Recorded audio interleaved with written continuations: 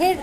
ಇದು ವಾಕಿಂಗ್ ಯಾರು ಮಾಡಕ್ಕಾಗಲ್ಲ, ಮನೆಗೆ ಕೆಲಸ ಇರ್ತಾವ, ವಾಕಿಂಗ್ ಅಥವಾ ಮಾಡಕ್ಕಾಗಲ್ಲ ಅಂದರು ಮನೆಗೆ ಹೆಂಗ್ ಮಾಡ್ಕೋಬೇಕಂದ್ರೆ ಫಸ್ಟ್ ಈ ಕಾಲಿಗೆ ಎರಡು ಹಿಂಗಿರ್ತದಲ್ಲ, ಈ ಕಾಲಿಗೆ ಮೇಲೆ ಇಟ್ಕೋಬೇಕು, ಈ ಕಾಲು ಹಿಂದಕ್ಕೆ ಸರ್ಸ್ಕೊಂಡ್ಬಿಡ್ಬೇಕು ಅಷ್ಟೇ.